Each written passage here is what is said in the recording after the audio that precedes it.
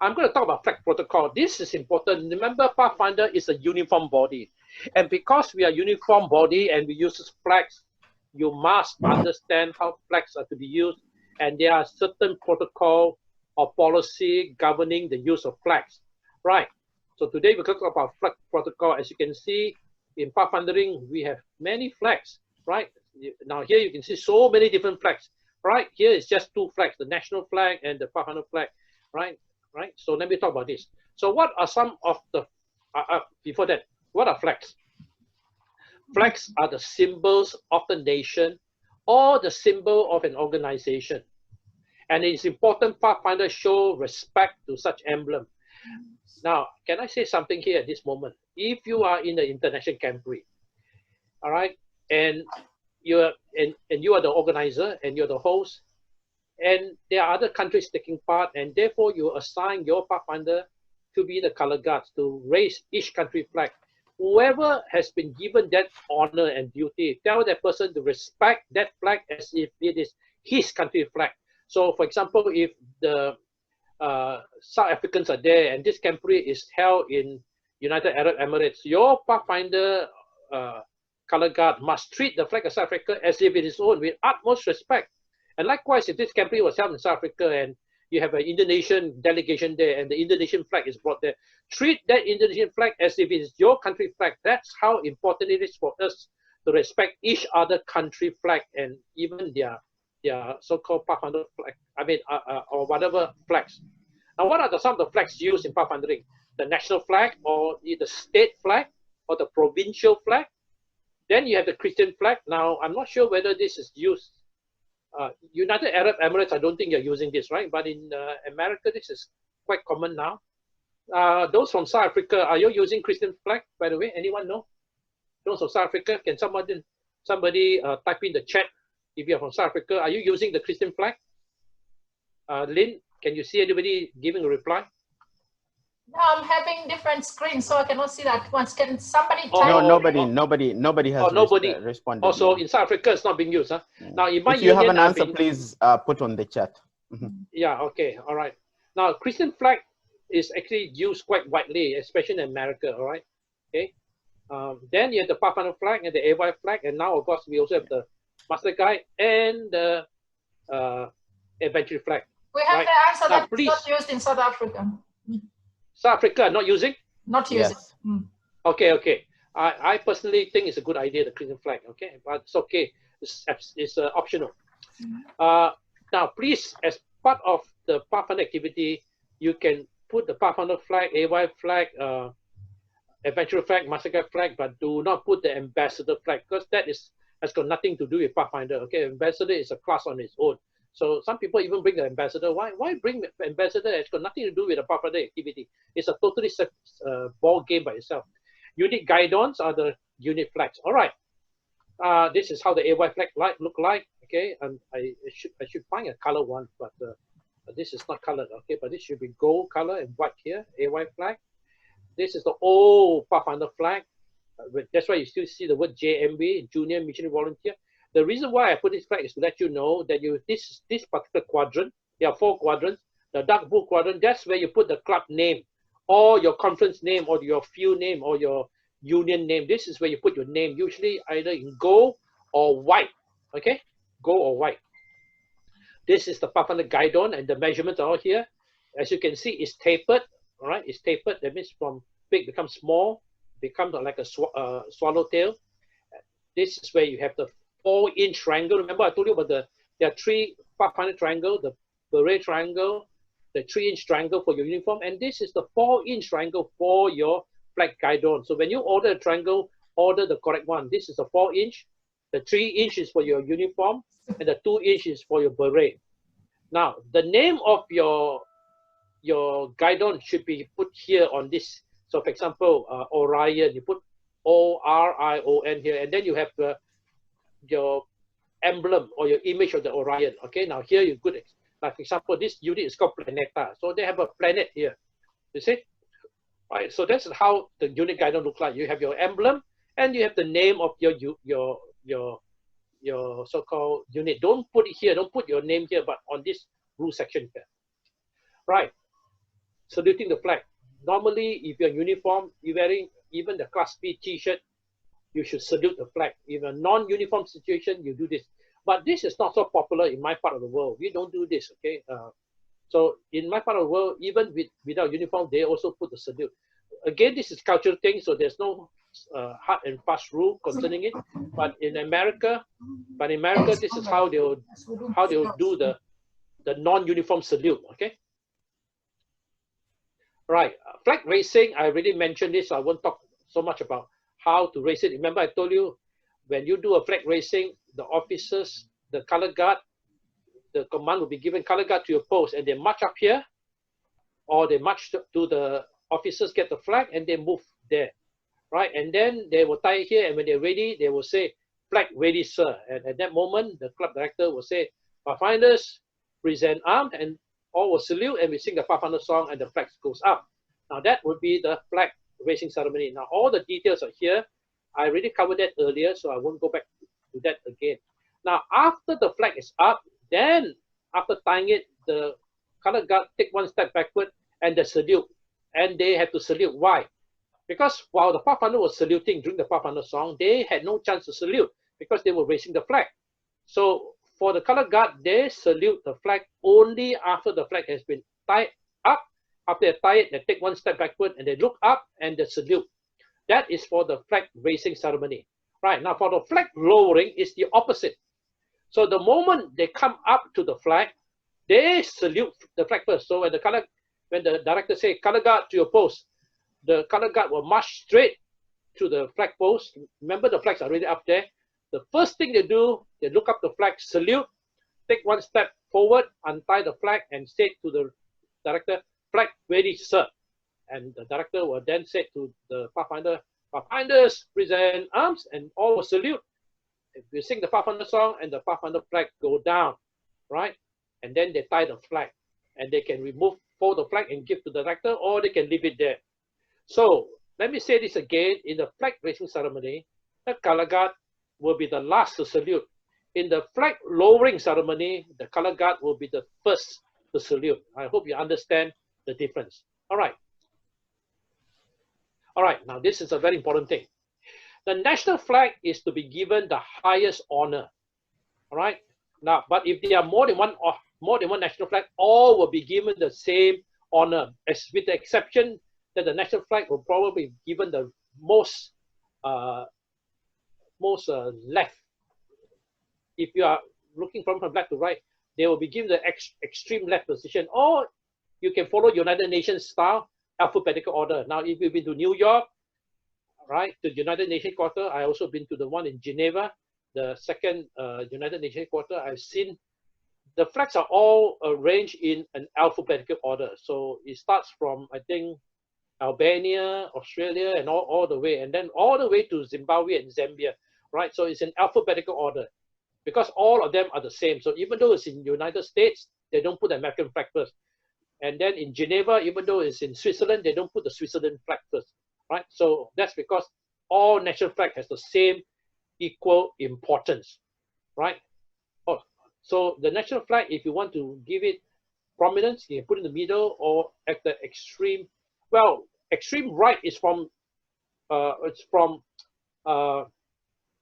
the perspective of the director, but it will be the extreme left from the perspective of the campus, okay?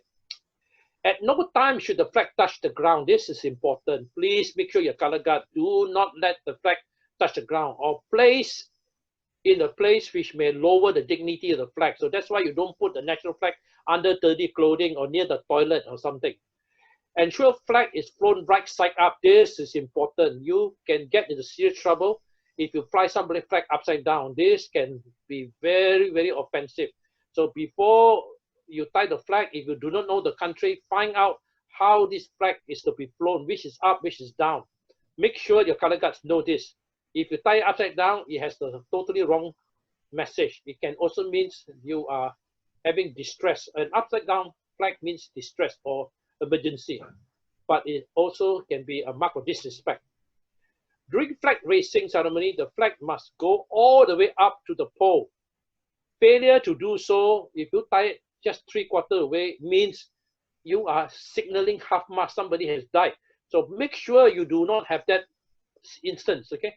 Tie it all the way to the top. Now, I have been to camp parade and camps, listen carefully, because the color guard didn't tie it properly. You know what happened? During the process of the day, the flag came down by itself 1/3, or in some cases halfway, because it was slack. They didn't tie it. And this become very offensive, you know, because somebody's flag is now in the half-mast position, meaning somebody has died, or the president or the king or the prime minister of the country died. So make sure throughout the day you check to see the flag is still way on top, okay? Now, traditionally, Pathfinder always fold the flag in a triangular pattern, all right? And you can see how it's being done here, right? Now, remember, this is a cultural thing. So in your country, like Indonesia, they can't do it. Indonesia do not allow the triangular method. I learned that during the first Master Convention in which I was a resource speaker. All right, so I realized that this is not applied uniformly around the world. But in my part of the world, we do the triangular fold. Gureni, do you use the triangular fold in UAE, Gureni? We're not sure. Oh. No, we do use triangle fold, yeah. Oh, we use triangle fold, all right. Yes. Okay. Anyone from the South African side, from Africa, please type in your response. Do you use a triangular fold or the rectangular fold? Anyone from Africa, please respond. Anyone? Please respond in the chat. Anybody? Philippines, you say the Philippines, they use a triangular fold. Okay, yeah, Philippines follow the American style. That's the one I do know. What about South Africa? Anyone from African country? How do you fold your flag? Rectangle or triangle? No response? Say not specified in Sri Lanka, South Africa, not sure. Boniface, Blackwell says it's yes in South Africa. And in Kenya, they use rectangle. Now, South Africa, I mean, just now from South Africa, triangular. Lanka. Now, in Uganda, triangular. Tilan, I hope you can hear me. Tilan, tell me in Sri Lanka, what is the standard rule among all Pathfinder? I'm not talking about your country way. I'm talking about Pathfinder custom. How do Pathfinder as a custom fold the flag? Tilan, can you hear me from Sri Lanka? Thilan was the one who responded from Sri Lanka that it is not specified. Oh, so it's not uniform. Now, this is a problem. Whoever the youth director need to standardize this among all Pathfinder Club within the country. So this is one of the jobs. All right, let me move on. Now, I did mention to you that the national flag is very interesting. On stage, you see this is on stage. This is below stage. Now, this is the raised platform. Can you see this is actually a raised platform? It's 2 feet higher than the floor level. Now, if you put the national flag on stage, it will be the right of the speaker. Can you imagine me preaching? So the national flag will be the right of me. But if you put it on the ground level with the audience, it will be the right of the audience. So if you have 2 flags, one up and one down, notice the national flag is on the right side of the audience because it's at the ground level. But the other national flag, because it's on the raised platform, it will be the right of the speaker. So remember, on stage, this is how it will look like. Right of the speaker on the platform, right of the audience if it is on the floor level. Remember this. If there are 3 flags in this manner, the national flag is the middle. Remember, middle means prominence. The national flag is not left, right, but in the middle if there are 3 flags. So you can see the national flag, Pathfinder flag, and the OAY flag. This is the OAY flag. Now, you can also put the Pathfinder flag displayed directly behind the speaker, if you can do it this way, if there's only 1 flag. Now, if you're flying in this formation, 1, 2, 3, remember you cannot do this for 3 national flags. You are asking for serious trouble if you put your country flag, followed by another country flag, followed by another country flag. This is absolutely no, no, no. Don't ever do that. No national flag should be under another national flag. Remember this. Do not forget. I will fail in my duty as a club. I mean, as an instructor, not to emphasize this to you. If you are sharing flags this way, you can only have 1 national flag. Either that, create another flagpole to put the other national flag, but not 2 national flags, 1 below each other. So what you do is the national flag followed by the AY flag, followed by the Pathfinder. Why? Because Pathfinder is under the Adventist youth. That's why, right? Now, as I told you, now remember here are the campus, and the national flag will be on the right side of the campus, okay, the extreme right, okay, extreme right position. Now, here you can see again, these are the campus, so the national flag is here, and the Pathfinder flag is on the left side, okay? So the national flag is always on the right side of the campus. Now, again, these are all not national flag. This could be the AY, Pathfinder, Adventurer, Master Guide. Now, then it's okay to have the national flag in the center and in a higher position, provided the other flags are not national flags, okay? So you can put this in the middle and you can put it on a higher platform for the national flag. Now, if you cross flag, now again, this is very dicey, very, very tricky. If you're going to cross the flag, be very careful that the other flag on the other side do not mind. So you seek the permission of the other country. Do you mind? Because we want to tie our flag this way to display. Some country allow it, but you make sure the other person, other country do not mind, that do not feel offended. So the host country will be on the left and in front, and the invited country behind, right, and on the right. Again, seek the permission and the consensus and the consent of that other country. If they feel offended that is behind your national flag, don't do this. Then you cannot use this what we call cross method, right? Then you only be the national flag followed by the Pathfinder flag. But if it's two country flag and the other flag that's behind, you have to ask the permission whether they will feel offended. Technically, it should not be, but just in case they feel offended, all right? So again, this is very cultural.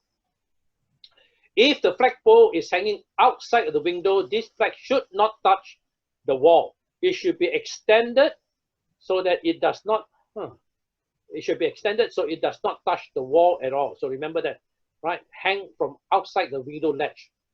Now, if in marching, there are two ways to do it, either way in front, as you can see, or on the extreme right. But normally we prefer the Pathfinder flag, the national flag to be way in front, followed by the Pathfinder flag, the AY flag, Pathfinder flag, Master Guide, and Adventurer, whatever, right? But, so this is what normally we do for national flag.